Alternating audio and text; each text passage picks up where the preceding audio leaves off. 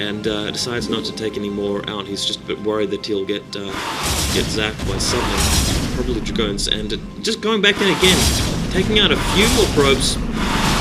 Really helpful stuff. Trying to keep pace with the Protoss economy is not always easy, but definitely helps if you can kill some of their workers. And wow, yeah, as you can see, SquaLL definitely recognizes that the High Templars are there, so he wanted to try and pick them off there. Didn't quite succeed. Took a couple of hits from that photo cannon as well. Going to come in for another shot at these probes, and just zipping around using the hold position little technique there with mutalisks. Back at home, macroing up. He's got 2 evolution chambers down, getting the +1 weapons and armor, weapons and carapace, claws and carapace, if you want to call it that. Mutalisks coming back in, so it almost feels like a TVZ at this point with mid-game mutalisk harassment. Oh, storm right over the top of those mutalisks!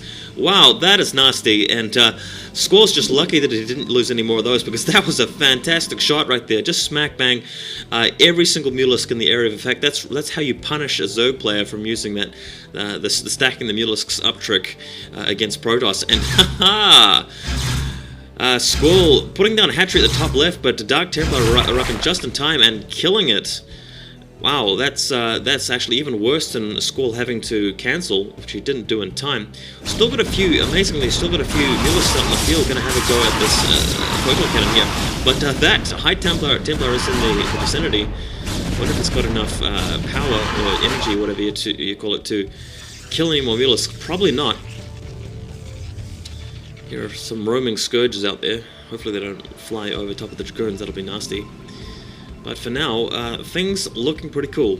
I feel we're going well into the mid-game. We've got a 3rd base coming up here for the Protoss, so I fear for SquaLL that the Protoss macro management is going to get pretty intense later on, and he didn't do all that much damage. He did do a little bit, but whereabouts is SquaLL's massive army? He's going to need one before long.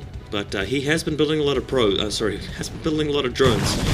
So let's hope he's going to be ready for it all. Dark Templar again, sneakily heading ninja-like up to the top left. There's going to be another hatchery there. He's going to have a swipe at it, most likely. There's our dragoon taking out a scourge there.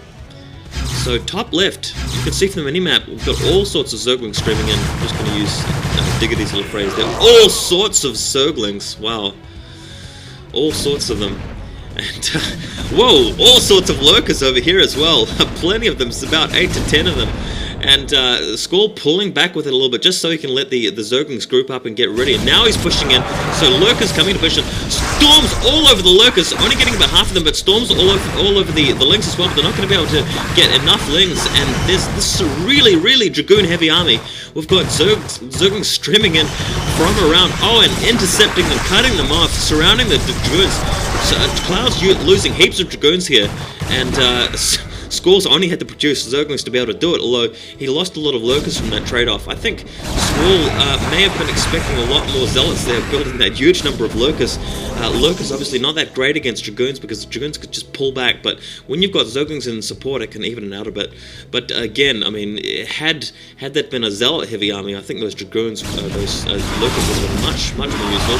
Unfortunately, SquaLL losing a Mutalisk out there, a bit careless, just leaving it hanging around there. But SquaLL's taking his side of the map, basically. He's onto about 5 bases now with that 5th hatchery going down just above the top left, just below the top left, rather. Cloud's on 3 bases now, but it looks like he's going to be putting down a 4th, as you can see in the minimap there. But I'm just going to focus on this battle in the center, because that's a quite well-mixed Protoss army. We've got the Observer, we've got plenty of Zealots, we've got a couple of Archons and some High Templars, all the correct Protoss units. Very nice mix here, but he just doesn't have quite a lot. He doesn't really have a lot of units at this point, and SquaLL charging in here with heaps of Zerglings just surrounding every time. We've got a lot of kills here from these Archons, though. They're fantastic unit against Zerglings, but they're only so tough, you know. They only can achieve so much. Looks like Cloud has beaten them off, but more reinforcements just charging in, and it's not really costing SquaLL very much to do this. Zerglings being fairly cheap. So Lurkers, which are a bit more expensive in the tech that he's probably going for. He's probably going to need, in fact, he is going to need Hive to win this game. Just it comes down to how much damage he can do it. And getting rid of that pylon there is obviously preventing an expansion, a 4th base from going down there. as well. Had their meta nexus, he probably might have ended up taking that out if it was halfway done or something. But plenty of Zerglings around the map, so Cloud really has to watch himself, make sure he doesn't leave any openings for the Zerglings to charge in and take out a base. Taking out the top right here, he may be pushing around. Right of Valkyries is a map where you can actually go through the entire causeway up the top. There's a whole run along the top, and Cloud may be getting in a position to do that. He's setting up the pylon there, so he could be taking the top right as well. In fact, you can safely bet your ass that he's taking the top right, because that's going to be a good expansion for him to get. Plenty more gateways going down. He's probably up to about 8 by now by my count.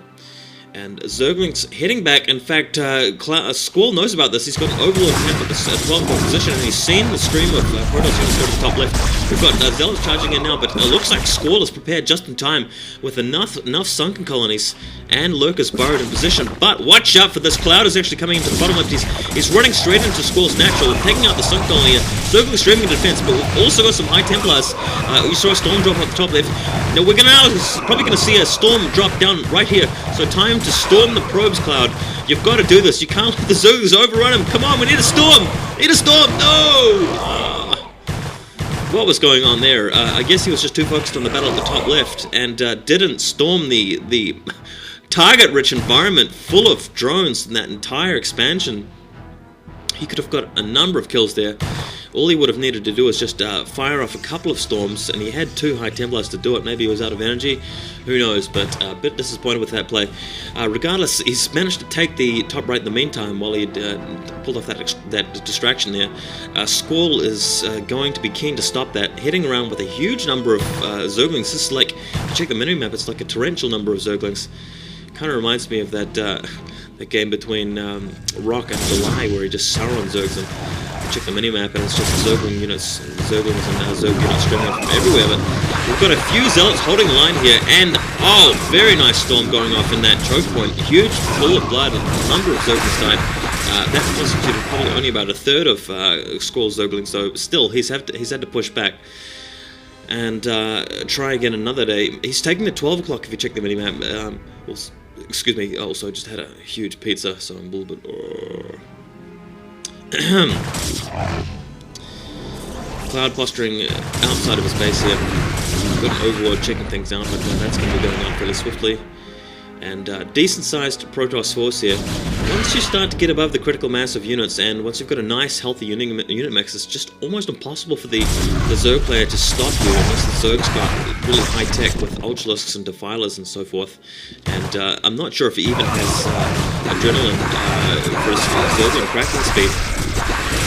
But we'll see. We've got storms going off now, and a pretty brutal fight here. I feel like Cloud's really taking this battle. He's going to be able to push in a bit further, but more and more Zerglings keep showing up, and if he can take out the supports while the Archons are morphing in, he's going to be able to do this. Yeah, more and more Zerglings just charging in at the opportune time. He's got to keep things up. Storms, again, relentless storms. And Cloud's still holding the line. It's come down to a pretty tight battle, but both players generally focusing on macro management rather than this battle because it's fairly small scale in the way of it. Now it's time for the tier 3 pylons. So SquaLL, having invested a lot in expansions, he's got 5 mineral patches to work with, and I estimate about 4 gas geysers. Soon he'll have to contend with this force in the middle. But if he's got enough Ultralisks and Defilers, he should be able to do that. Ultralisk speed upgrading now. I'm not sure if he's already got armor. Usually you do go for armor first because Ultralisks just need that +2 armor to survive, to get your